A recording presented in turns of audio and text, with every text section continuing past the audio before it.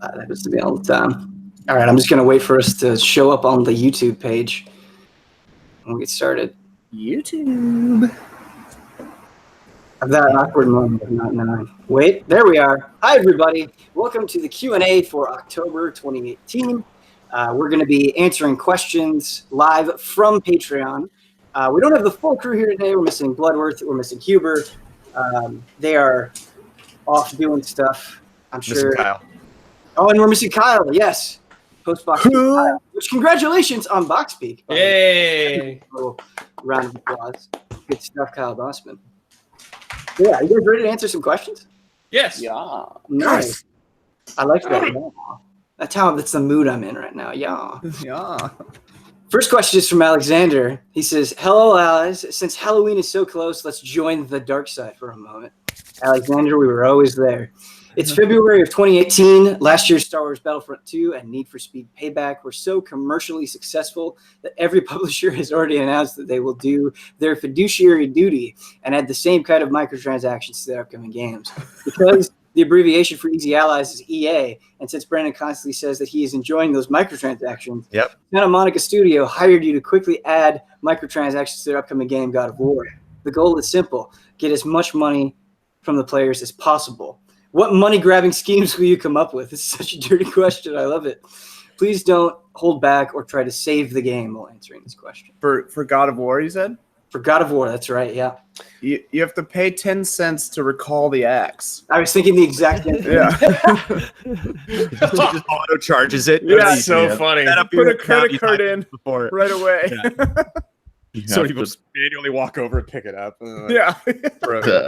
You got to pay every time you save. I've been saying, it's like the best way to get those saved microtransactions. It makes so much money. Every time. Auto saves? Every time he says boy, even though you don't have any control over it, it charges you $1. When you're on the boat with your son and it's just the two of you, you have to pay $5 to unlock a story between you. Story hack? Tell me a story, Dad. Like, pay up. Yeah. Give me $5. You know the rules, boy. The Valkyries, when you walk into the room each Valkyrie is in, like there's just a dollar sign like above there. It's literally like the amount just right above the Valkyrie, and you can just and it goes up every attempt. If right. you lose, it gets more expensive. Sure.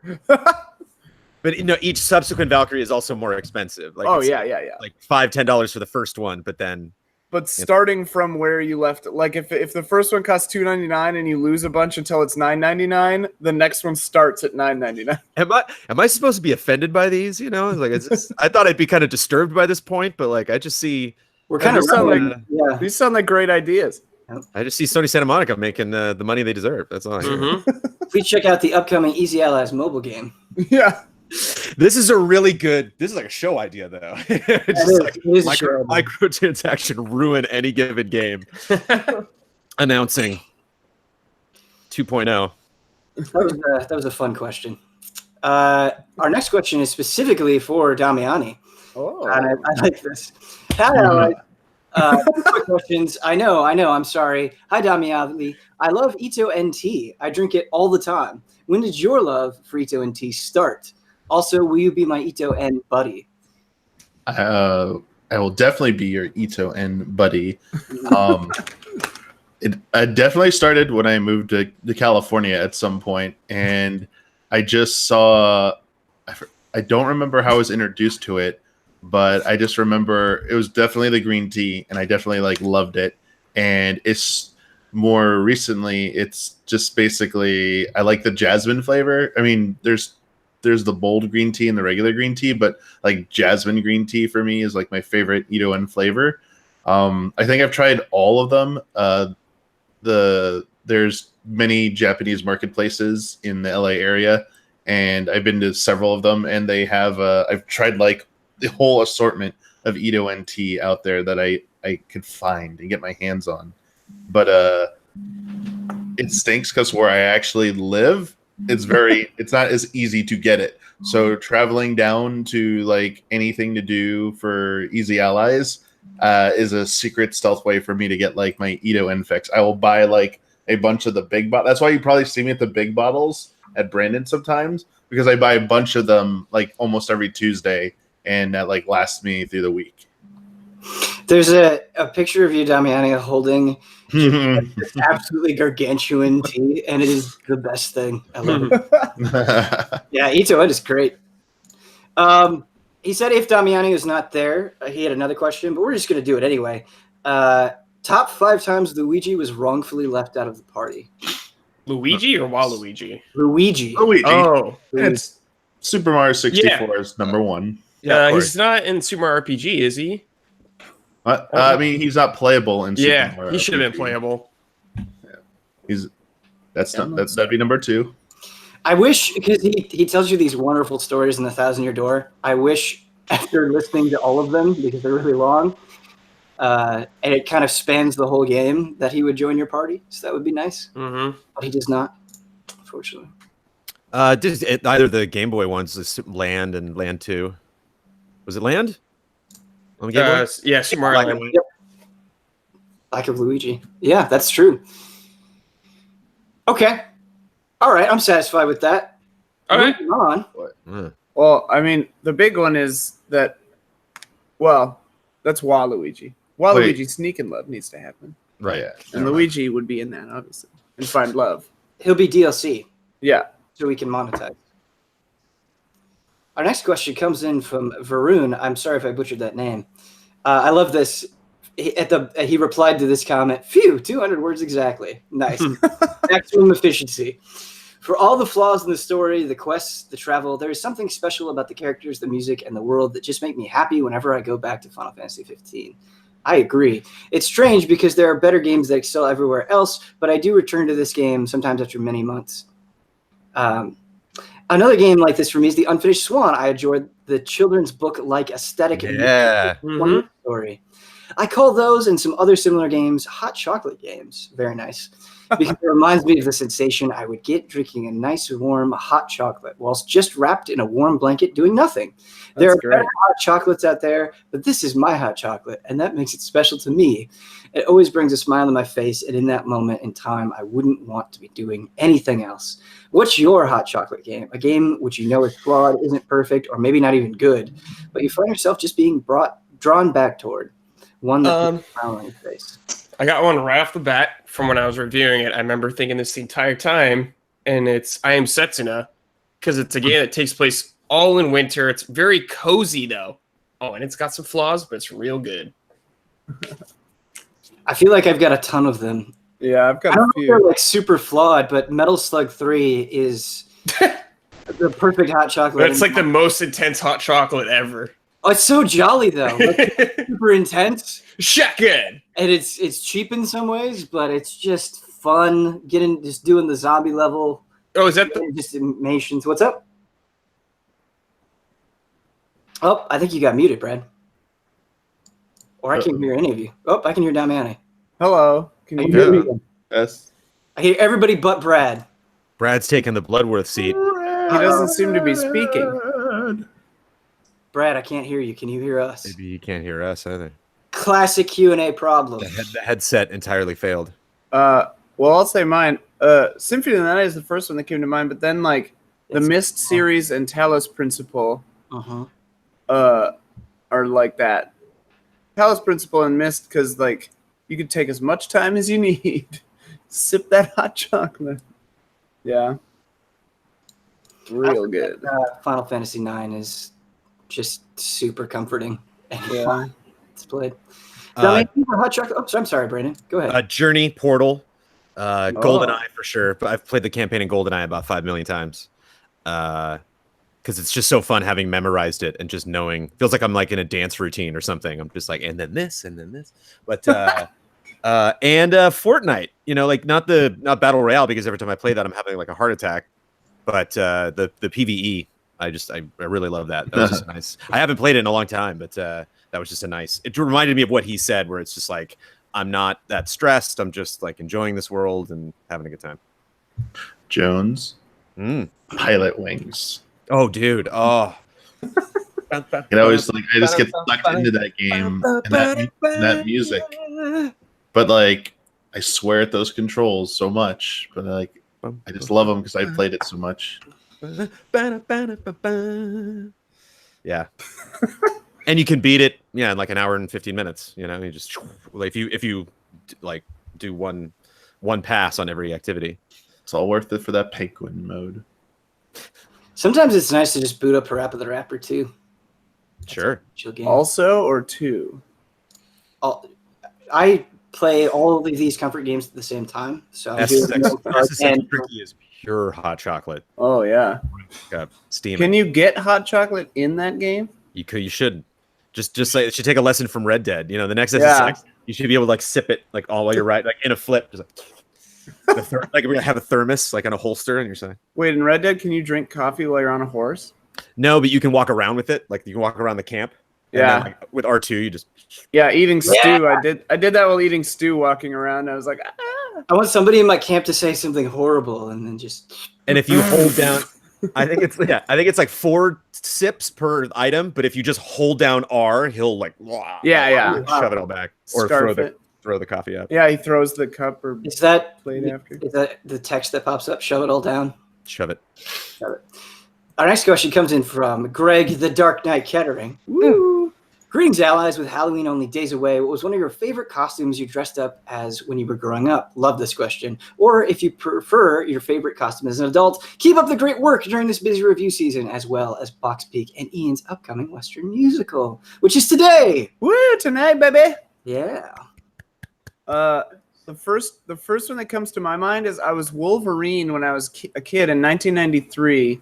And I remember the date because it was October and we got 4 feet of snow on Halloween night, which is a little early for Wisconsin, for St. Croix Falls, Wisconsin. But I found out later that it was the storm from the movie The Perfect Storm. It had like come up the country, and by the time it reached us, it wasn't a hurricane or whatever. It was just a giant blizzard, but it dumped on us. So I was Wolverine, but we put the spandex on the outside of all my snow gear. So I was just this little like puff walking around because I couldn't like move. It was like in the Christmas Story where he can't put his arms down. But I was just little puffy Wolverine, and it was so funny. That's another freaking adorable, man. A grown-up one, high school one. After the movie Zoolander, we had a costume party dance, and I did Derelict by just electrical taping garbage bags to myself, but I got so hot during the dance and I couldn't get out of it that I had to have like everyone help like start ripping it off of me, and then like by the end of the dance I just had no shirt on, which in a high school is like not okay, and all the teachers were like, Ian, you gotta put your shirt on, and I was like, can't help you, bro, I don't have one. Got ripped off. Yeah, those are 2 memories. I have a great Batman picture of me as a kid, and I'm the Adam West. Well, the blue Batman, like comic book Batman. But I was a big fan of the Adam West show, and what I love about it is I had like a little tub, just like Adam West did. You know, it's like I was not a chiseled Batman, like. And I love like you'd think I'd be posing in the picture, but be like throwing a batarang or something, and I'm just like. How old were you in this? Like 6, probably 6 or 7. Okay. Yeah. It was like the boot covers, you know, where you just kind of like elastic around like the ankle, and then it just like covers the sneakers. I love those little chaps or whatever. Or what are they called? You gotta post pictures of this, man. Yeah. Not chaps. Whatever. Spats. Yeah. Spats. In like 4th grade, I went as a zombie skateboarder because I wanted to be a pro skateboarder growing up. And so it was a super dumb costume. Just had like a fake scar and blood on my face and my toe on a skateboard. But it meant a lot to me, man.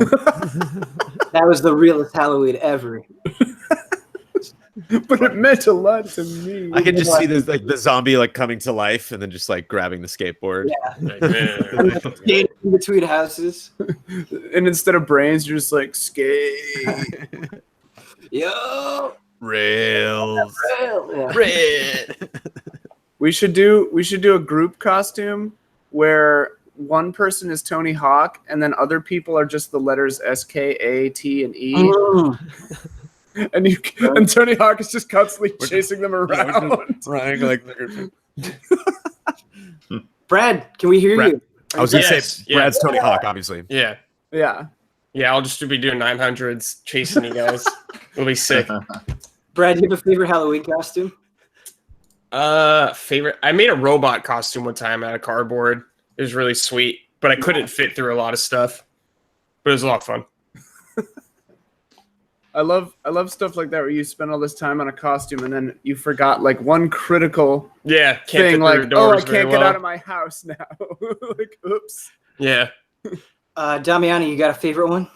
Not really. I just remembered the only thing I have to say is just I got really excited going out with like friends as a kid. That was the thing I cared more about than costumes. But like I can't even tell you one costume I wore as a kid. I can maybe guess, but like I really don't remember. The only costume I remember was like what I wore last year. Sure. This was like the first time I got dressed up for Halloween and probably like this side of the millennium. Yeah. Happy to Good have costume, you. Damiani. What was their costume last year? It was Mario. Oh, right. Yeah, that was good. Our next question comes in from Hugo. It's about video games. Can we talk new generation of consoles, people? Are we on the brink of a new generation? And what do you think Microsoft and Sony and maybe others will bring to the table? Do any of them have the guts to try something new like the Switch? Or are we going to have PS4 Pro 2 and Xbox One X2? Love and respect from Sweden. Thanks, Hugo, for your question. Yeah. Some of us kind of talked about this on a recent episode of the Easy Allies podcast, but pretty much like the streaming service stuff, it seems like that's not such a pipe dream anymore. Mm-hmm. And it seems like that's going to be something they're really going to like push for. It'll be interesting to see if it works because it could have a really big impact on how much the hardware is going to actually cost you if you just like stream to any device and you don't need to buy like a $400-$500 device. Like imagine like your Switch being able to play any game because streaming services were good enough and you didn't have to worry about what was actually inside the hardware anymore. So it would need a better Wi-Fi antenna. That's for sure. Yeah. Like it's all about like, net connection and stuff. But like we were doing the thing, what was the segue we just did where we were talking about like what we were afraid of with the launch of PS3 or PS4 and Xbox One. Yeah. And some of those were like, we were talking about one of them and I forget what it was. And we were just like, that turned out not to be a problem at all. At least now it's not.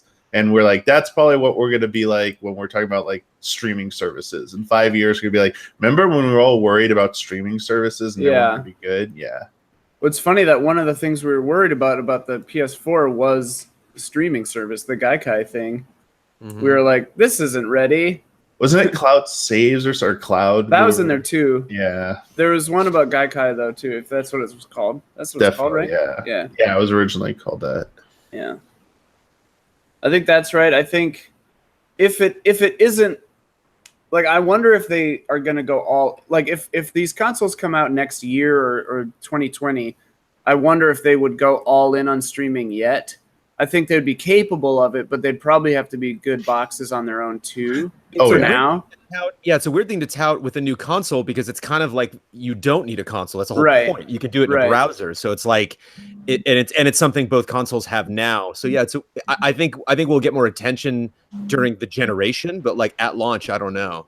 Yeah, because it's like it's just not new information. And I definitely think it's a bad look for Sony to talk about the same thing twice. Here they come with the next console, and they're like, "Yeah, remember that thing we talked about a console ago?" Maybe it's a relatively small thing, but I feel like the whole you can play as you're downloading it thing did not really work out. Yeah. No. So if that could be better and you don't, when it says it's ready, you get in there and you're locked out of everything. If we could avoid that situation, that would be nice. I bet a solution for that would actually be to stream it while it's downloading until it's downloaded. You'd need pretty banging internet though for that. That's on the back of the box. Only banging. Internet required. Internet required. Bang. It'd be interesting to see how Xbox handles all of their new purchases in terms of like at launch. Like I wonder if we'll see like a lot of weird Elder Scrolls 6 teases of stuff. Because like when the Xbox One first got introduced, we were talking about TV and sports, and there was all sorts of weird stuff that connect, and it just where like our attention was being pulled in so many different directions.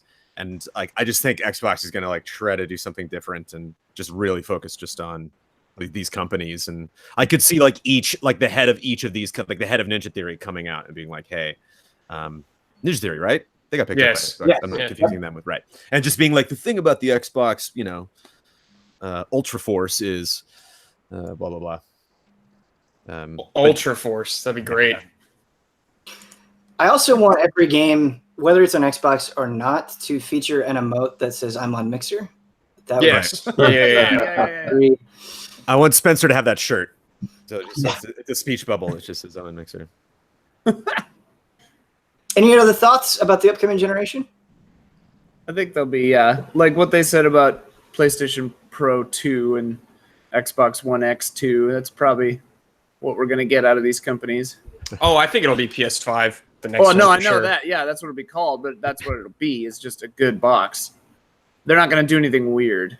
No, yeah, I think it'll be like a standard gaming machine, what we know, but it'll have capabilities down the line for more streaming stuff. Yeah. It's one of my most anticipated games of next generation. What's that? Red Dead Redemption 2 remastered. Oh yeah, I was thinking about that, Jones. I was like, oh, from a year from now, we're gonna get this. You know it's coming. Year 2. It's gonna be They're sweet. already working on it. I mean, maybe this is pie in the sky, but if they could do the next generation Red Dead Redemption 2 with VR support, Ooh, now lighting and VR. first person, baby, yeah. it's there. Man, I still haven't tried the first person in Red Dead 2. I got to do it. It's good. It's fun to do in convos. Whenever you're like near a bunch of people talking, it's fun to like look at all of them and see their expressions. This is not a question, but it's not also a reserved, so I'm going to read it. This is from Not Jack. He said, "Yo, what up? It's your boy," and that's it. Hey, Yo, what up, Jack? What up, it Jack? is. Yo, You are my boy, Jack. Yeah. Thanks for being our boy. GW Fox says, "Hey, allies, what is a personal goal that each of you want to accomplish by the end of the year or for next year?" 200,000 subs on YouTube. Ooh, that's a good one. We're close. We're getting there. Climbing. Red Dead had a nice bump. I think we're close to like 191 now, I think. Hey. Getting this Western done was a big goal for before the end of this year. Staying above 50 to keep working on that, finding that damn studio, which is a real pain in the ass. Then, I mean, getting to 55 so that we can do Huber's Game Show, which we're testing, by the way. We are going to gameplay test it in a couple of weeks, and I'm very, very excited. Obviously, we need the money to get, like, the props and build the stuff that we need. We don't have any of that, but we have a back end for the game, which I'm excited about. But, yeah. Finishing the retro on time. Oh, Don't you worry, Damiani. Respect. I have a lot of personal goals. I think the one that is most happening soon, you will see the most quickly, is figuring out Don't Skip. I've been trying some new things with it, and it's gone through several ideas and iterations in the past couple of months, and so it's going to be a little bit more experimental than it was in the past. So good. Yeah. Because Ben, my goal is to get one more out by the end of the year, so I can now know what you want from it even more. Yeah. It's going to be a little bit more personal, I think, is the way to Okay, so, great. Yeah. If you don't cry halfway through, like doing your What's the VO, point? what's the point? Let me tell you about Earth Defense Force. It's got The Oprah of Easy Allies shows, Yeah. We crush everybody every time. Like, Yeah. the thing about Earthworm Jim is He's a worm, but he believes, If I stop a comment, like, have you guys seen the latest Don't Skip? It really got to me, man. It really got to me. No, it's not going to be like that. It's not going to be like that. No, I want to do one like that. yeah, bummer. All right. Like I said, experimental. Do it. Cool. Thanks, GW. Next one comes in from Michelle. Sup, y'all? Really love the casual vibes we got going on today. Yo. Mm-hmm. Sup, y'all? I have an old bootleg DDR mat that works with both GameCube and the PS2. Bootleg DDR mat, all right. Awesome. Any game that doesn't strictly require the use of a second analog stick or shoulder button. I've had fun struggling through the PS2 Persona games, Okami, and Spyro Heroes Tale. Any suggestions for games that might be amusing to play on a DDR map? Like a old school RPG, like something that's just D-pads and buttons. That you're just like up, left, down, left. Mm-hmm. Symphony of the Night you could do. Mm-hmm. That's so much jumping though. Oh So much yeah, jumping. it'd be great. So much backdashing. Bootleg DDR Maps is a good college band name. Yeah, I was gonna say it's a band name. That's another good one. I mean, just like rock Mr. band. Mosquito. There you Mr. go. Parappa. Resident Evil. Do you need the shoulder buttons in that? Oh, sure, to aim. Oh yeah, right. That's it. This is a tough question. It's good. Tetris. Tetris for sure, yeah. Tetris. Dr. Mario. Yeah. Well, it has to be PlayStation, right? Oh no, it works with GameCube too. That's funny. Get two and map one of them to the shoulder buttons, and then play Resident Evil. Yeah, there you go. Like Outrun or something like that, just like Oh. like Rad Racer, or like some old school racing, just one track, straightforward racing game. Just put a book on the gas button. Or like the Burnout, the new not Burnout, Paradise. but the new Crash game from the Burnout people. Danger Zone or something like that. I can't remember the name of it. That's That's all I got. DDR. DDR. Yeah. Perfect. You nailed it, Ben. It's crazy enough to it just might work. Our next question comes in from Joey and Kate, asking, I've recently started to collect video games. I know most of you went entirely digital. Is that true? But I'm curious as to how many physical games each of you own. Whoa. A lot. A lot. I don't know how many, but a lot. Yeah. I'm mostly digital, but I still have a bunch of like PS3 and other I have a games. crazy amount of Xbox 360 games. Defi- Just an yeah. insane amount. Games too. Yeah. Definitely shrinks as you go up each generation. Yeah. Yeah. My friend Chris gave me these though, Japanese Silent Hill and Clock Tower, Ooh. which is pretty cool. Still in mint in box. I would say about every month I buy like a PS2 game or a GameCube game or something. So I'm still like regularly accumulating older games too. Maybe not every month. Maybe like every other month. But Pretty often, though. regular enough. Yeah. Too much.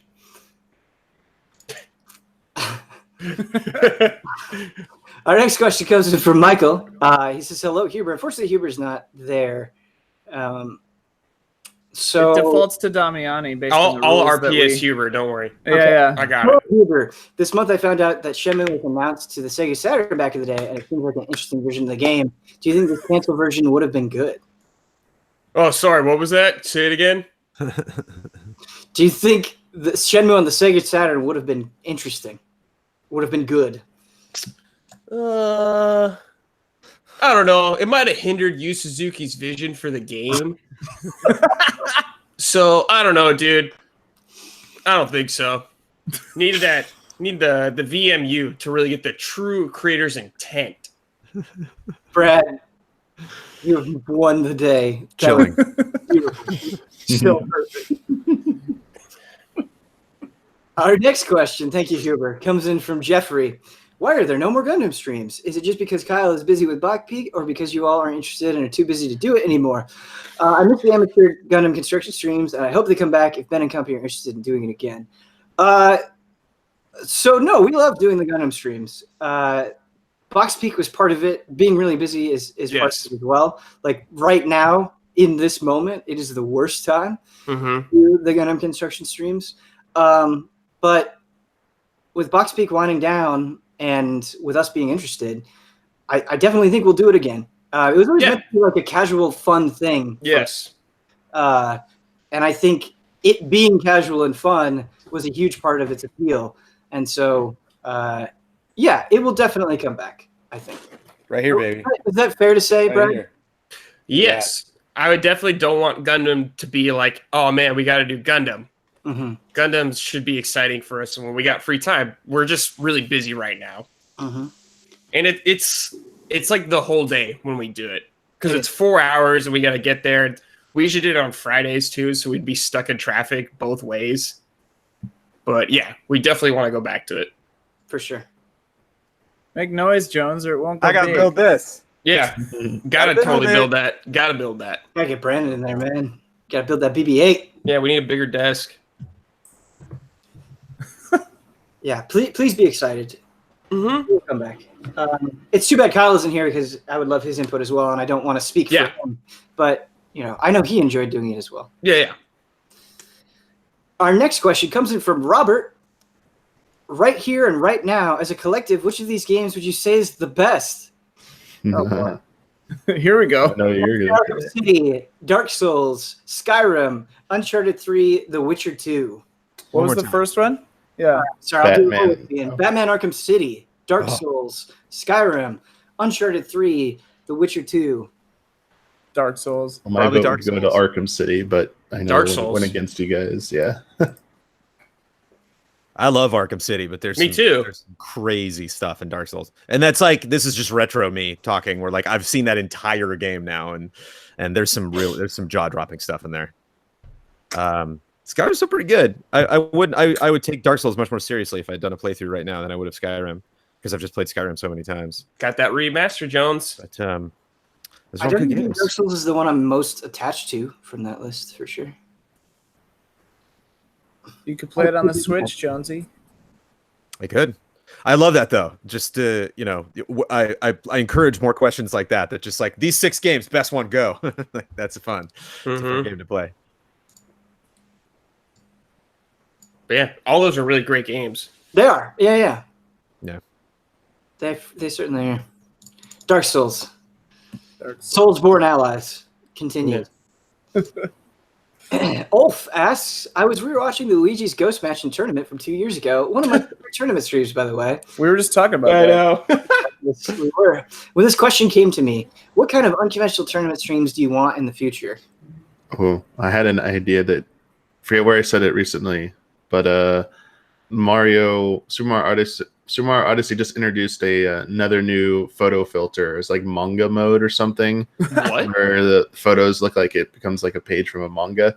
And Black and white, even? Mhm. Whoa. And I was like, you know what we need to do? We need to have a tournament stream where everyone gets a certain amount of time to go into a level, or certain amount of time to go to any level and try and make the best photo, and it's judged by like our viewers and stuff. But like, yeah, each of the like we just like walk out, let that one person have their time session, so we can't like steal their idea, and then we reveal them all at the end and like discuss like why you did it, and then have like a straw poll or something. Who do you think had like the best photo, and then they win the tournament. So it'd be like first, second, and like we wouldn't be like knocking each other out. It would just be like presenting them and then rated, and then first, second, and third.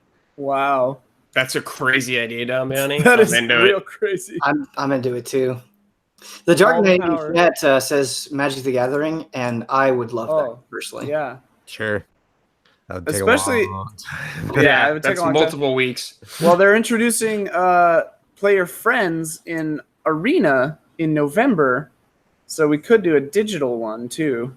But I do like real life, and I have a decent deck right now. I shouldn't say this on air, and we're not committing to this, but if we dressed up as fantasy characters for the Magic the Gathering tournament, Yes.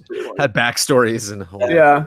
Download like 2 hours of royalty-free fantasy music. Have you guys ever played Mafia or Werewolf? I don't know if those are like the official terms. Yeah, there's just these great kind of subterfuge games where there's a couple people maliciously trying to screw the group, and then like as each day passes, everyone closes their eyes, and then only like the people, like the werewolves basically, or the mafia members or whatever, like open up their eyes and then plot what they're gonna do the next day. So it'd be something that chat could know. We turn chat off, and people could see like, oh, I can see who's screwing everybody, and then it's hilarious to watch. I played it at a party recently, and I was one of the werewolves, and like it was so much fun because I didn't know anybody at the party, and it was just great to just screw them all over. Like when they die, like the next night they could open their eyes and they would just look at me like, you bastard, and I'm like, I'm sorry, total stranger. Like, it's a bloodthirsty game. Have you played One Night Ultimate Werewolf? No. One night. Oh no. Well, it comes with a companion app that has a bunch of different voices in it. Ashley Birch does one of them, I know, but a couple people do other ones. but it has like all kinds of different roles, but the game explains what each role does. It's really cool. That's cool. That would be fun. That'd be fun. Nice. Yeah, more board games. Like Battlestar Okay. Galactica board game has like betrayal stuff in it, and like The Thing Stuff was like- really fun. oh, The Thing. Yeah, that was great. A friend of mine from Chicago was about to play the Thing game, and they wanted to find a video of how to play it, and they Googled it, and then they saw me, and we like used to work together in Chicago, and he was like, "Oh, It's funny. it's funny." I think a character creation tournament would be fun. Oh, Where we just like boot up Black something. Desert Online. Yeah, we just have people Yeah. vote Mhm. a panel. Oh, okay, yeah. Or It'd be funny. It'd be funny if one of us was a judge and then didn't know who built what. Right, Like, just that'd came be in at good. the end, and like Amanda would just come in at the end and pick or something, or like. Ooh, Jones, I like that a lot. Yeah. Yeah. Then you'd have to like cater toward the judge, kind No, of. of course, yeah. Yeah, I would just make a Harry Potter character or something. We should Max have Payne. Kyle judge. Yeah. And just tell them like you don't have to show up to the group stream until near the end. Yeah. Our next question comes in from Straw Hat Ninja. Greetings, allies. My question this month is about characters in games. The Persona series is my all-time favorite game series, mainly because I love RPGs and they have good stories. But what makes the series all-time great for me is how you develop an intimate relationship with each individual character. For me, character development and relationships are even more important to me than the actual plot of the story. Dragon Quest XI did a great job of developing the entire party and made me care about every single one of them. How do you guys feel about character relationships / interactions in games, and how does it affect your overall attachment to a game or series? That is, yeah, Red Dead is a lot about that, and Last of Us is probably one of the greatest examples I've seen of like how to just take two people and build and build and build and build and reverse their roles, and because I hate when like you know something or you see a character and you see like I know what character A is thinking, character B asks character A what character A is thinking, and character A is like whatever, and you're just like, come on, just talk about it. Like I know what you're gonna talk about. I'm just waiting for you to get into it. And Last of Us just does a great job of balancing that, where you know a little bit about Joel, like you get this past from him, but obviously you skip so much time, so you don't know what he's been doing and what kind of person he is now, and it's neat the way he grows with Ellie. And it's not I don't think it even gets to the point where they're like really, you know, huggy, touchy-feely at the end. It's just kind of like we just respect each other and want to support each other. Yeah, good story, good writing. For me, Suikoden 1 and 2, I think, were the most like some of the most affected I was by character interactions and stuff. Let me Those tell just you, it still with holds me. up. Yeah, man, that stuck with me for so long. Those are really good. Great pull, Ian. I think 15 had a really good character interaction with the four groups, Ben. Yep. Like a lot of the moments where you really got to know them and why they're together. I think that helped make. That's like one thing when I think back on that game is the relationship between those four characters and how strong it was. I think Silent Hill 2 Oh yeah, interaction there also really stands out to me as being pretty amazing. Yeah, but it's super important to me. I mean, it's why 9 is my favorite Final Fantasy, because the interaction between those characters felt to me. Not necessarily because of the plot. One of the things that makes Lone Echo really good is as the first VR game where I play, like Moss is fun and like you care about Quill, but it's also clearly just like a fun platforming character. It's like it's like a Mario variant. You're just like, okay, bing, bing, bing, we're going through the adventure. But like in Lone Echo, you're a robot and you're helping this astronaut, and so like you kind of don't care about yourself because like most video games, you're just like whatever, I can restart. Like I'm scared of like heights and stuff, like visceral, you know, charges. But like I'm gonna get through the story. I know it, but you don't know what's gonna happen to her. And like there's a lot of times where they put you at like a great distance from her, and you're just talking over a headset. And like because it's all one continuous shot because it's all in VR. Like I know she's in the ship over there. I can see the ship. I just can't, you know, see her. And so they do a good job of raising the tension of like not you being in danger because you can just port to another robot and you're fine. But like she's, you know, you worry a lot about her, or I did. Do you have an answer, Damiani? Just reiterate that, you know, I love it when, especially in like, yeah, JRPGs, just RPGs in general, just the ones that like have really good character development and interactions. Like I feel more attached to those games when I like care more about the characters. So, and sometimes they can definitely carry a game through like bad plots just because I like want to see what happens with the characters. A recent example, I just realized The Missing was very powerful. Yeah. Good stuff. Good stuff. This next question comes in from Noah. If you could each add one new Twitch emote, what would it be? Let's go For to our Twitch. Yeah, Brad, what would you add? Something with Dawn, I guess. I don't know what it'd be though. Nice. I think something with Dawn is an acceptable answer. Something with Dawn. Brandon? Just want something else from Box Peak. We just have the peak ref right now, right? I think it's in there. I was just trying to check if it was in there. Yeah, we gotta get Jordy in there. Come on. Oh yeah, we've got Easy Ace Cease This in there now. That's a good one. Jordy's head. Something from Box Peak or his really- T-shirt thing. Yeah, the little dino Little on his dinosaur. tee. That'd be the best answer. Ian? I mean, I was gonna say Cease This, but it's in there. Yeah, I mean something with Dawn. Yeah, it's like you can't really go wrong with that. Dom, any suggestions? Let's get a shout out. Oh, shout out! Good. That's pretty good. I still want the "You Died" also.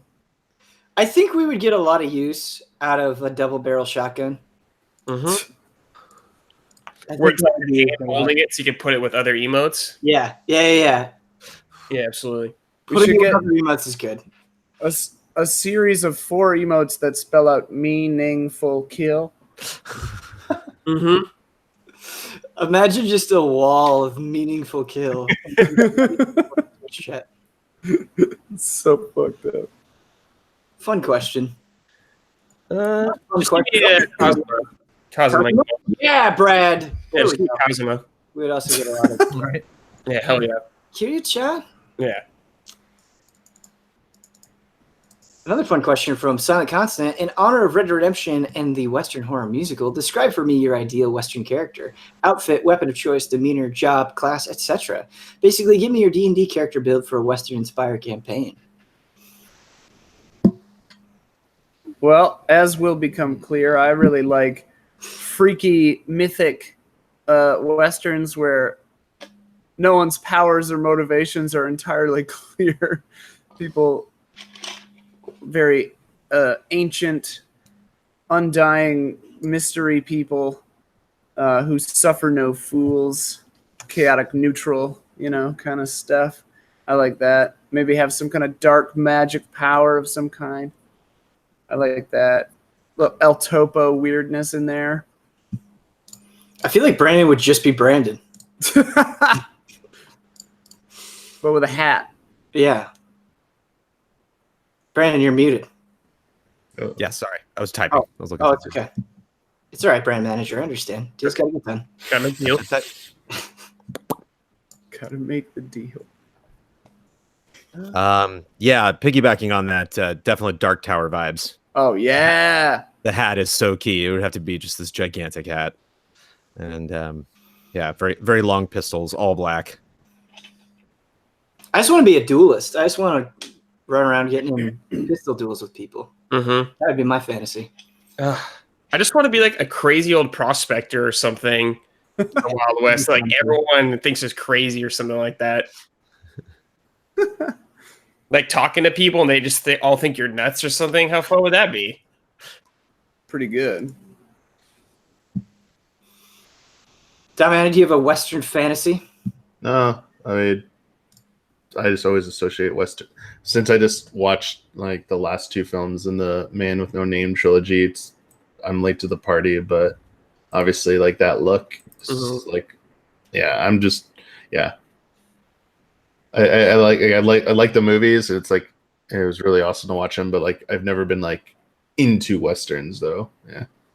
That reminded me just of you can't overlook a well done comedy Western like Right. Silverado or I love Back to the Future 3. All right. Come at me, like stay out of my mentions.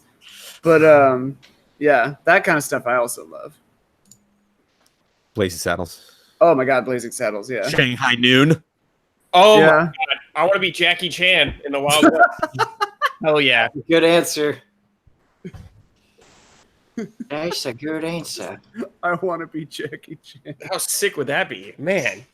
Pretty good. I feel like I love being it. Jackie Chan in any context would be awesome. It Ian, would. I love it if there's some cave in Red Dead where you just go in and there's the DeLorean. Like, That'd be so funny.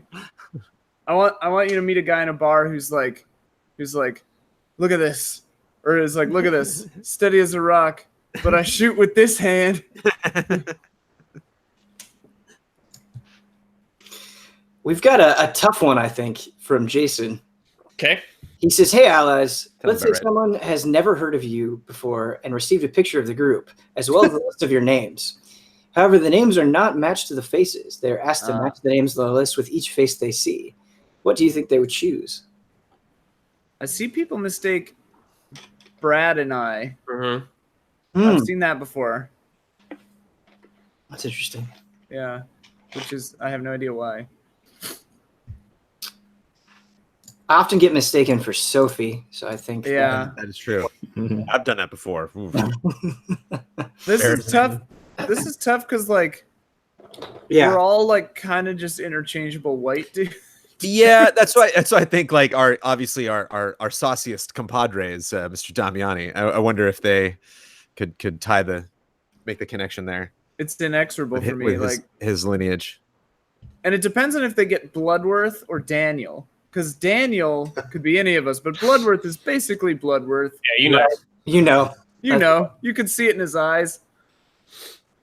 Didn't somebody do that? Didn't somebody? Oh no, I think somebody sent us something where they had heard us, but they hadn't seen us yet. Oh, and they So drew. they finally got the pictures, and they labeled us who they thought was who, based That's on funny. our voices. That's Oh, fun. fun. I want to find and see that. Problem is with this, obviously, is we got to find people that don't know us, and it's just there's so few of them out there Yeah, left. we're you just know, too that, famous now. Right. I feel weird even joking about that. With the bread. Yeah.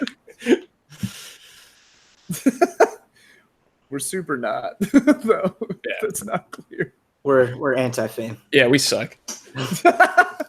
Well said. Next question comes in from Caesar. He says, "Hello, Oz. Same text as always, just a different system. I want you to build a gaming music library, and I'm counting on your wise input. I'll be using the following months to gather your favorite video game scores, as in music tracks, not high scores, from all time. Since we're dealing with over 30 years of gaming history, we'll be focusing on a different console each month, but don't just think exclusives. Multi-platform games count too. Also, this is not a debate. Don't want to narrow things down. We want to expand. If 5 games pop to mind, don't choose. Just mention all of them. Be risky. Be wild. This month, the N64 on that system. Banjo-Kazooie.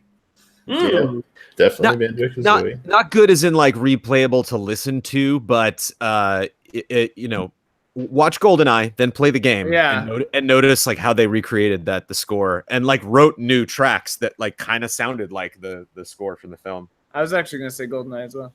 Very Mario good. 64 is just classic. Yeah, got Mario. And both Zelda games, definitely get those. Definitely.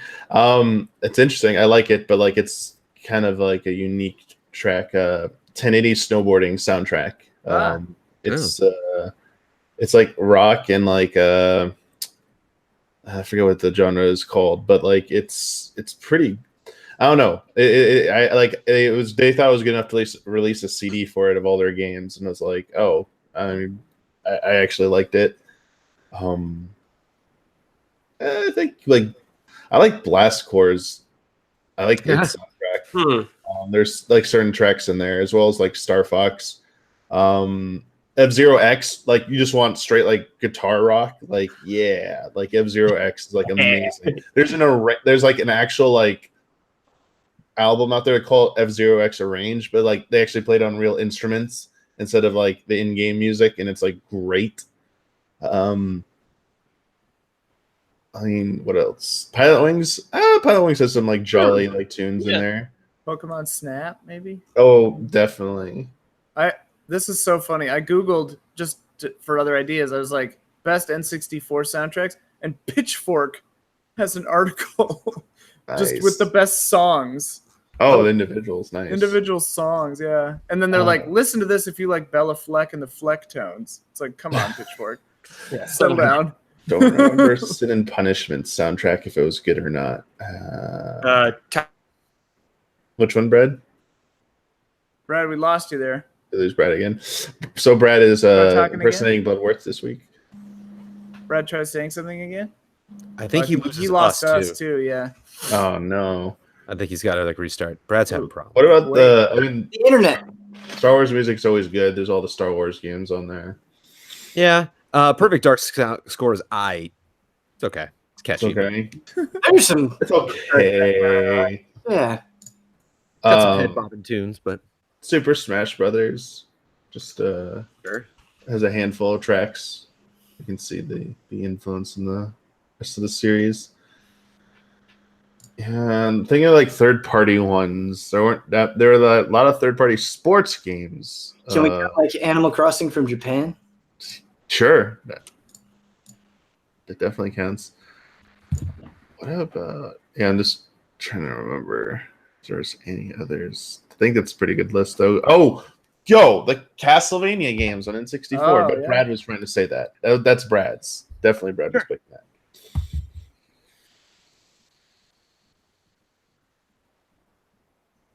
Resident Evil 2. Yep. Yeah. It's on there. Probably the worst sounding version of that score, but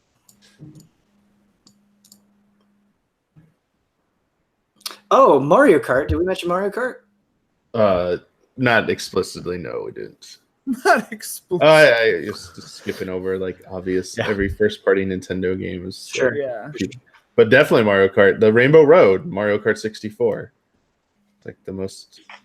Is that the When You Die, It's Rainbow Road? Yes. Wait, what? You heard that song? Someone did Rainbow Road, it's Rainbow Road song. When I'll link you die, it's later. Rainbow Road.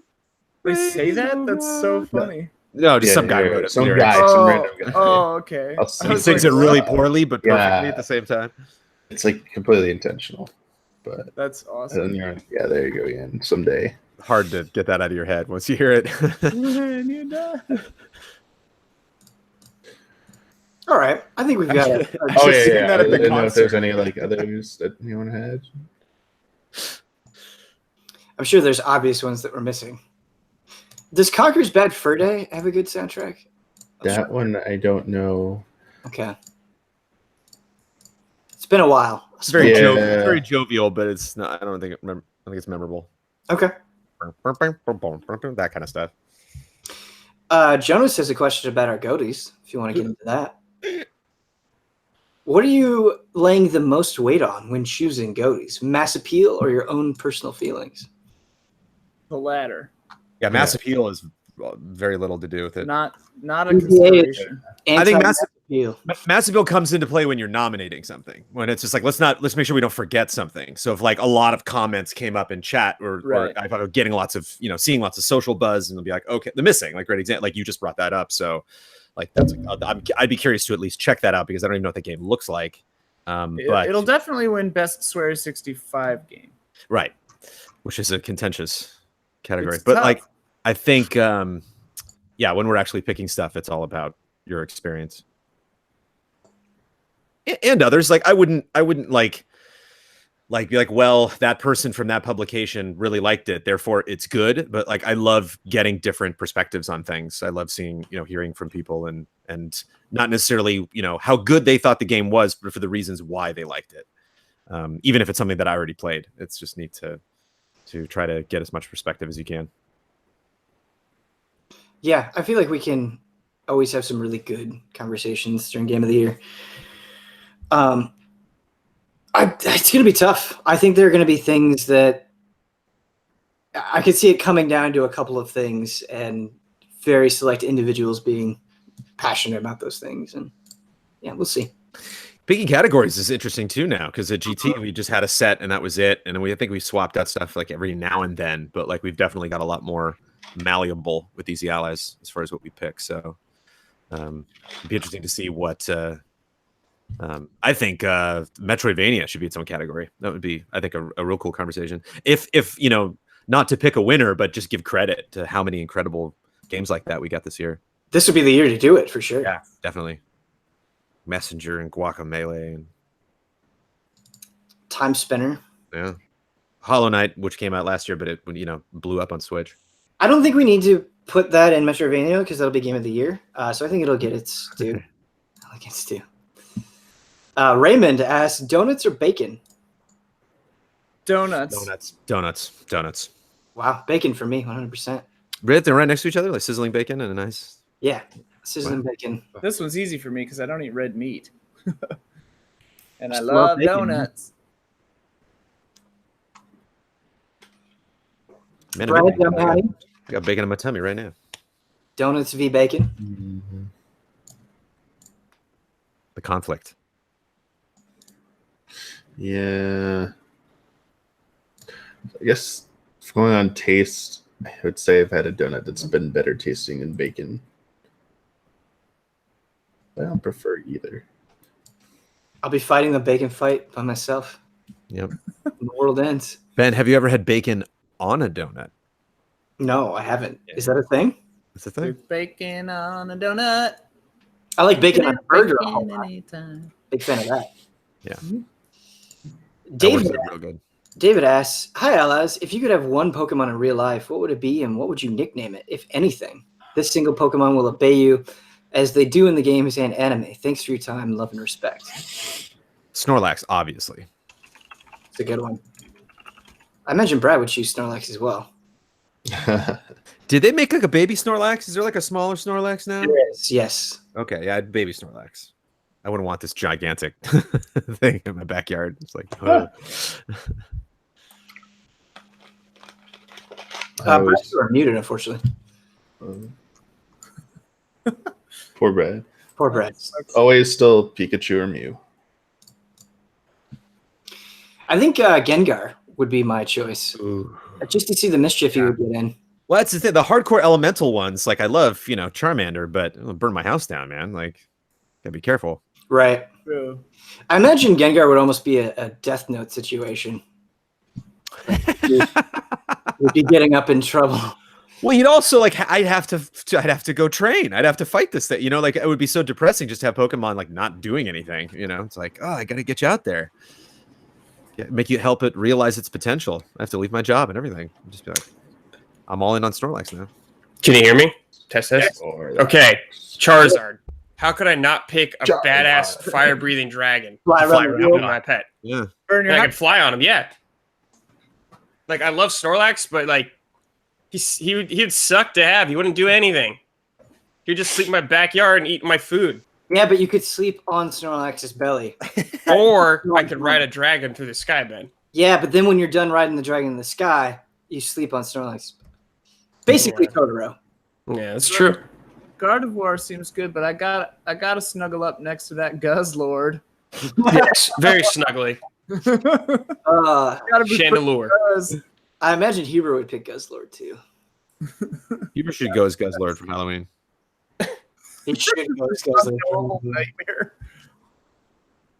I could just imagine him coming into the garage and screaming Guzzlord, and it would be worth it for that. Guzzlord. Guzzlord, dude. Hey, allies, what are some of your favorite games? This is from Angelo, by the way, that had bad critical reception, such as the original Nier, and PS, why do I never hear you guys talk about Valkyrie Profile? This is not related to a previous question. I mean, I'm sure there are a lot of games that we don't talk about. No Man's Yeah. Sky. Yeah. I played that game for hours and hours and hours after it came out. I had no problem. I was not like, ugh. And I mean, I could completely recognize like what, the gap between what I think many of us thought it would be and what it was. But what it was plenty enough to obsess me for a while. Yeah. It's even better now. Yep. I'm terrified to go back. Deadly Premonition is amazing. Yeah. It should never be given any book. Love it to pieces. I think I think Muso games get a pretty bad rap sometimes unfairly, and in ways that it just feels like people are repeating the same criticisms without really digging into the mechanics, and that's pretty frustrating. I don't know if it's as much of a problem now as it used to be, but yeah, would be another one. Ben, I remember having like Dynasty Warriors 2 or 3 explained to me. Like I had a friend that was really into it, and they were like, "You like open world stuff, right?" And I was like, "Yeah, yeah, yeah." They're like, "You like GTA 3?" They're like, "Dude, so I'm playing this game where you're just on a horse and you're just running around. You can run around this entire battlefield, just beat up whoever you want." I was like, "What?" That was so long ago. Brandon, that's still pretty fun. I know it's just a good. That's why it's survived for so long, and why it's kind of like Pokemon. It's like a lot of people get frustrated that they didn't change that much over the years, but if it ain't broke, yeah. Dominic, you got any?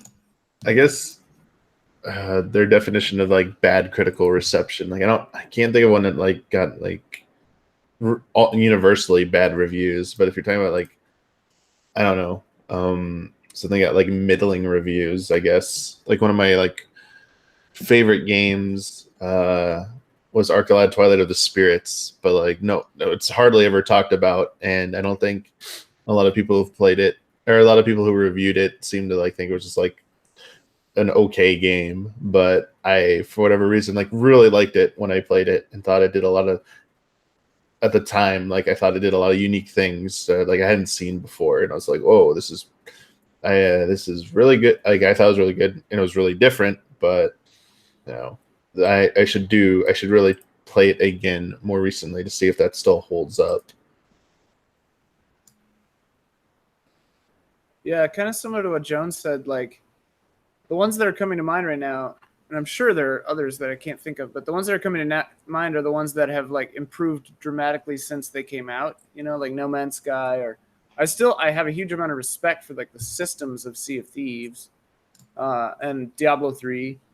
Like I didn't really like it at first, but now I love it, especially on console. So yeah.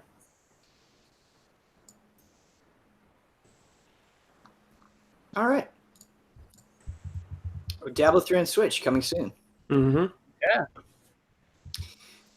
Next one comes in from Trung. He says, "Hi, allies. Red Dead Redemption 2 is just released. I hear that playing it without a map isn't viable. People failing missions if they stray a bit, or not even doing that. I know it's optional, but I bet it's a bummer for many people who want to enjoy the game that way.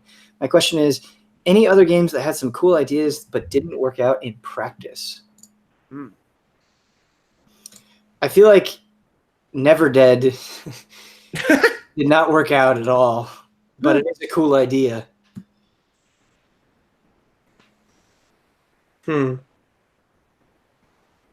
Just connect. Yeah. Everything connects. Yeah, everything connects. That's fair.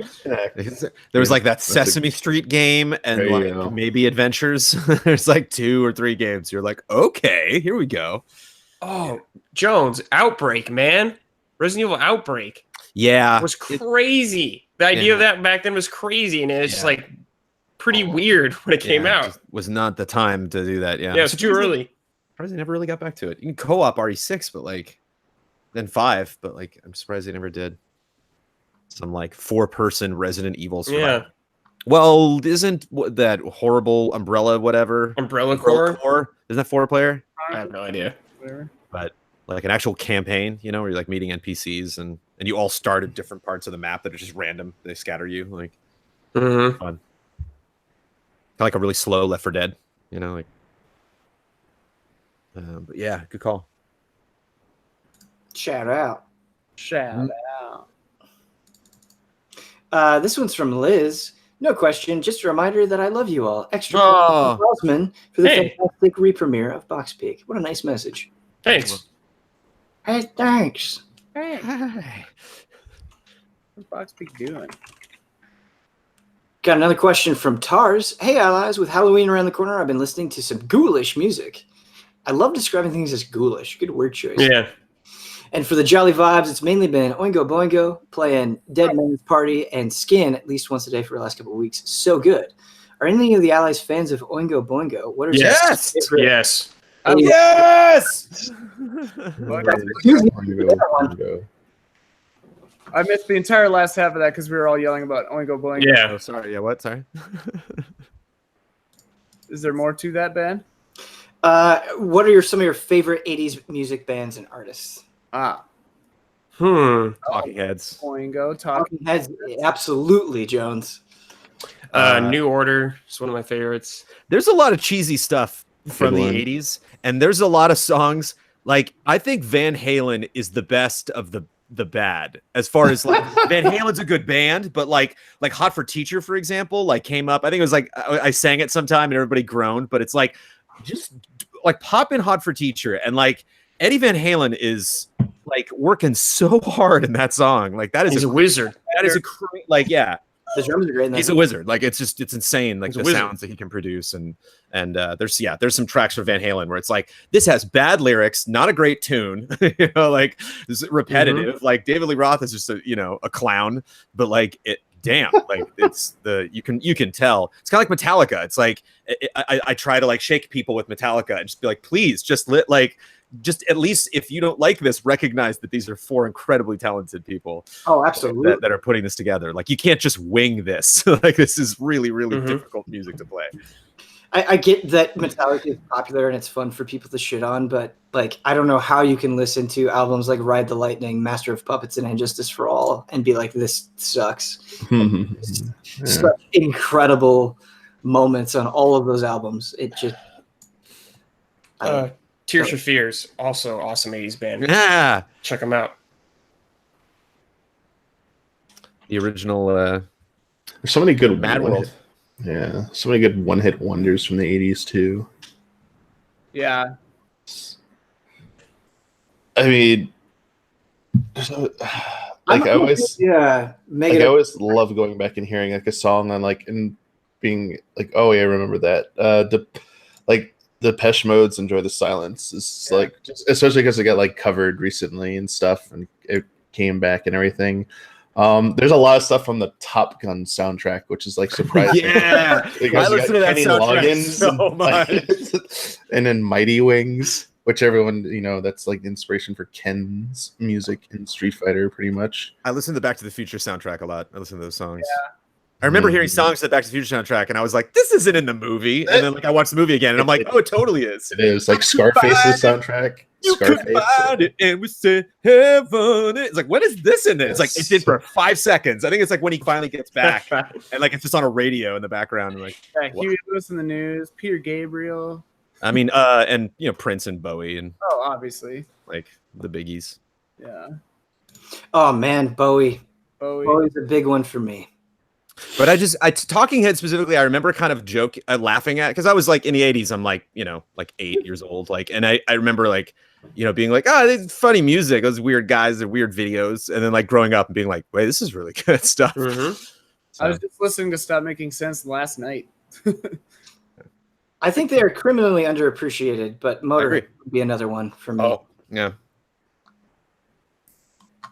Really good Lemmy documentary if anyone hasn't seen it. Oh, and Queen.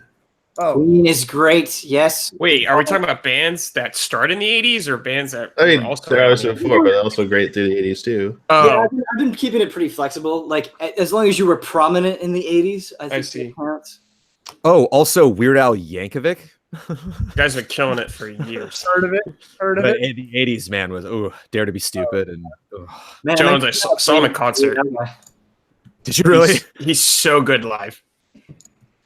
Thanks to Amanda, we went to the Simpsons party, and she like nudged me, like next to the guy staying next to her, and she's like, "Is that Weird Al?" And I was like, "Nah, he's too tall. I don't think Weird Al's that tall."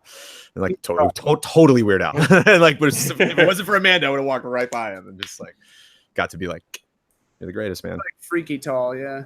Got to bring up Tearju in chat is right. Got to bring up Michael Jackson. Oh, yeah. Oh, that guy. Have you heard of this Michael Jackson? Wow. When his hair caught on fire in the Pepsi commercial, I was inconsolable. Yeah. Like I was wrecked for days. I didn't understand. I kept asking my mom if he was okay, and like, yeah, that messed me up. And this is kind of like a Dracula Alucard situation, but for anybody that is watching this video live or later that doesn't know, the lead singer of Boingo Boingo is Jack Skellington, and Danny Elfman, who wrote the just music the singing parts. And all that stuff. Right. Do you know who's the speaking parts? No. Chris Sarandon, a.k.a. the cop from Child's Play and Lord Humperdinck from Princess Bride. Yeah. Oh. Princess Bride. Whoa. Hey. Whoa. It's the end of the world as we know it. R.E.M., baby. R.E.M., yeah. An 80s song always mistakenly attributed to the 90s. Yeah, was Massive Attack started in the 80s, or? I feel like the way that I listen to music, I don't really think about the time period, and it's always all over the place. And so sometimes I have to like check. Yeah, actually of course. happened in the 80s, but yeah. Next question comes in from Shadow. Thanks for answering my question about metal music last month. Cool to hear you mention Dream Theater. Nice. I wasn't there. It's cool to see somebody mention Dream Theater. That's me, baby. Brandon joked. Did not expect that, as that's my Yeah. favorite band. I sent you a bunch of Still Shrink Wrap CDs, but who uses those anymore? This month, I was just wondering, what's the most excited and hyped you've ever been for a game? Couldn't stop looking it up, playing previous games in the series, if it wasn't a new IP, to pass the time, and so on. Mine was generally every new Metal Gear as they came out. I'd do a full series playthrough in anticipation of the weeks prior to release. Nice. Now I'm counting down the days until Shenmue 3 comes out, delay or not, checking for news on Reset Era and Shenmue Dojo every day. Thank you for everything you do, Tyler. I think this might be a Huber alt account. Yeah, that's you. Nice try. Perfect Dark. Ooh. I'll never match that. That was pain for days, years. That just gets delayed. And the reason why is like I was super pumped for Spider-Man and Red Dead this year, like painfully so. But being in the position I am now and having like the job that I am, like I get so much game enjoyment day to day that it does kind of help pass the time. Where like I don't think I had bought a game in a long time. I was like saving up for it. And it was like in the magazine era. So it's just, there was no news. There was nothing. There's like no podcasts to listen to, no shows that were talking about it, no trailer updates or anything. It was just, here's the date, silence. I definitely remember the magazine days. I remember reading like PSM and just like pining for these games for so long. The most palpable one, though, maybe the most intense one, was Bloodborne.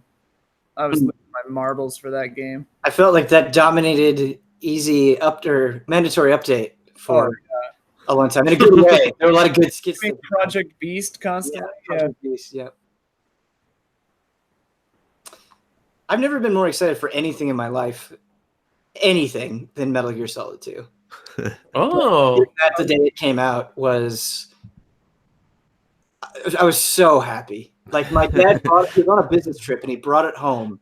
Managed to get happy of it the day it came out, and like Nice. I never had a smile that wide. Hell yeah.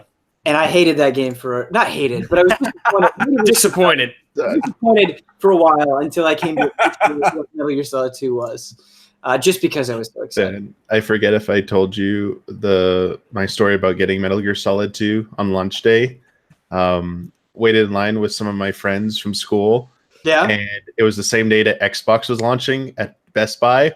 Okay. So we were in this long line and we're like, dude, look at all these people here for Metal Gear Solid and stuff. We're like, this is so cool. And we get in line, we're like getting ready to talk with them, and they're like, so like, are you like really excited about like playing a Snake and stuff? We're like, Metal Gear Solid's not coming out on Xbox. Like, wait, Xbox? What do you mean? And they're like, this is the line for Xbox. So we were like, what? You're here for Xbox? Where's like the Metal Gear Solid 2 line? There is no line. I was like, oh, and all these people are like, hey, can I have your Xbox ticket if you're not getting one?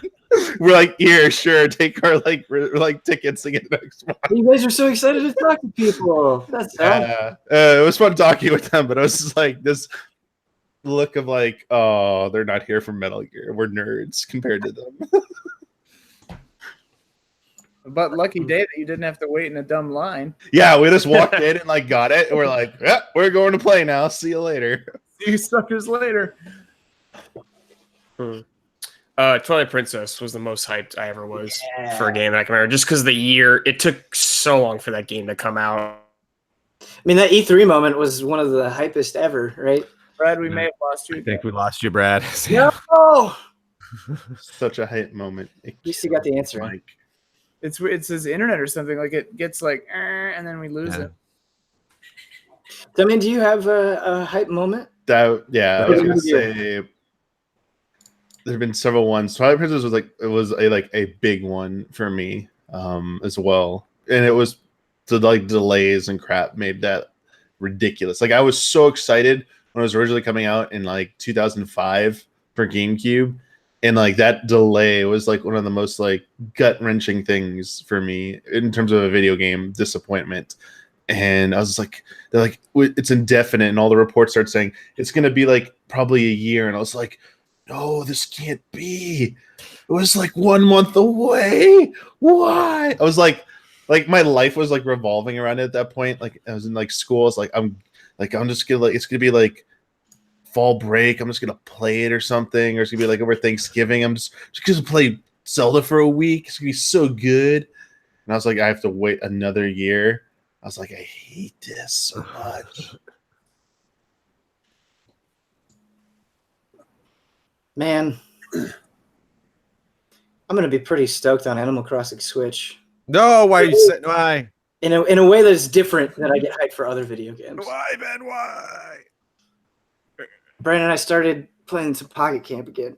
No, it's still on my phone. I haven't deleted it yet, but I saw it the other day. I was looking at my games page and I was like, Pocket Camp. I keep it on my phone. All the time. Why? Yeah. They did a Pokemon crossover event where you could get an Eevee costume, and that really got me on the hook. Yeah, there you go. Pulled me That's how out of they the do it. water. That's how they do it. Next question comes in from James. What anime chapters make up your anime version of the Avengers?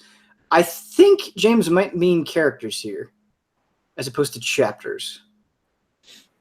So repeat the question. What anime chapters make up your anime version of the Avengers? Oh yeah, probably Eric. Oh, okay, yeah. So what group of anime characters would we assemble to be a superhuman group of fighters? Oh, Joseph Goku. Goku, sure. Yeah, JoJo, Spike Spiegel. Bakugo, I think, would be a good inclusion in the Avengers. Lupin's kind of like a Lupin's a good pick. the pink guy. What's the Vision? Lupin's kind of like a Vision character. Alucard. That's Maybe not in the first one. You know, Lupin kind of shows up later. Just 'cause he's smart. You know, like he's the puzzle solver and like. Yeah, you need Alucard from Hellsing. That version of him. Can you imagine like Guts in the Avengers just like brutally murdering people? That'd be great. Be great. Brad, if we could hear you, you'd be good for Yeah, dude, I don't know. The Google messes or Hangouts for some reason crashes all the time with this mic, and I don't know why. I It's think the only thing. he is conspiring against you. That's what I But like when I use a different headset with this, it's fine. But just with this mic, for some reason, I don't know why. But yes, my ISP is conspiring against me too. Yeah. They hate me. The question, Brad, is which anime characters would you want to be in an Avengers style group? Whoever said Guts was right Yeah. off the bat. Just put Vegeta in there. I think Luffy would work really well in the Avengers. Everyone would hate him. He would just eat everything. But you would think everyone loves him. Maybe. We got it. I want I to don't get know. I want to get some real weird like freakos in there, like All right. from like Boogie Pop Phantom or Serial Experiments Lane. Just a really like somebody really sad and weird. And they don't have any powers. They're just sad. Yeah. Okay. But then they like become the internet or whatever. And That's everyone's like, what's happening? good stuff. Oh, In chat, somebody suggested One Punch Man. That makes a lot of sense. Yeah. The woman Mimo or whatever from Perfect Blue, get her in there. Oh, Mima that Dan. would be sad too. Yeah. Be very sad. Guys, we're on our very last question. Oh, Can you believe it? This goes fast with only 5 people. lightning. We might have just had fewer questions. There's a lot of reserves. Mm-hmm. From Corey, hello, Alice. Thanks for answering my Nintendo MCU question. Here's the follow-up. What would the Ninfinite Gems be? I think the Triforce is the reality gems, but I would love to hear your takes or suggestions. Oh gosh. I'm lost on this. Is what I missed the last month question. I don't know what the last month question I was. don't remember. I'm gonna forget it too. What would the MC if you were to make a movie? Basically, if you do Thor, Iron Man, Captain America. Way to pick. Okay. Yeah. Start with that's Legend of okay. Zelda, like Link is Thor, Mario's Yeah. Iron Man, like So Talking about like DK, yeah. Nintendo only. Nintendo only. Yeah. How would you roll them out? What would you focus on? What characters? What are the objects of power? And now this is what are they Well, I seeking mean, the after in Triforce their would be if the Triforce is reality, Infinity the Master Sword would be the Time Stone. or the ocarina would be the time stone. One of the two. Take your choice. Oh. Let's get like a master ball in there. I want that to be something. Would Mario power up be like The fire flower. Because we need like the star power. Like something from Samus has to be like the space stone from Metroid. I think would like an energy tank be enough? Or would Could- need something more. Eats energy tank or the screw attack maybe. I don't know. Yeah. What's the... Sure. Mario's star could be the power stone. There you go. Yeah, that's a good one. The master ball could be the space stone because it can manipulate space because it fits things inside of a small. Mhm. What would be like crap? We need Soul, reality, mind. soul. Yeah, we need soul and mind still. What did we do with reality stone? The Triforce, because Oh. it makes your wish come true. Basically, Oh, right. it can completely change. Soul Yeah. stone, mind stone. Yeah. A Metroid could be the mind stone because it sucks your mind. Well, the Fire Emblem could be like the Soul Stone, sort of. Some of the games, I guess. I don't know. I'll allow it. Yeah. A lot. Pass. We need something from F-Zero. Like I feel bad Blood's not here What to do they like win? What's like the trophy at the end? Like what's the like Captain Falcon something. He has to have like his power, like the Falcon Punch needs to be something. That's one up for Soul Stone in chat. Okay, that's pretty good. Yeah. Mm. There you go.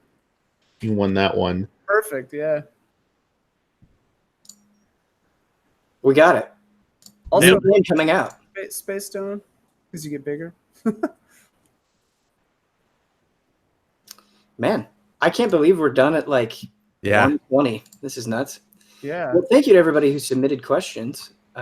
We will be doing this the last Saturday next month as well. Thank you to my lighter crew today. Thanks to Ian, Damiani, Brandon, and Brad. Brad, I'm so sorry you had so many problems, man. That's the way it is, man. And thank you to everybody on YouTube watching us live. And even if you're not watching us live, thank you very much. Love and respect. Love and respect. Go watch Box Peak. That's really the ultimate closer. And then And watch New the episode Monday. watch the Western. watch the Western. That's Watch the right. Western. That's right. Quiet, Alexa. Alexa, stop. What are you doing? I really just want to cut right Yeah, now. get us out. And talking to Alexa. All right. We'll see you guys next month. Bye.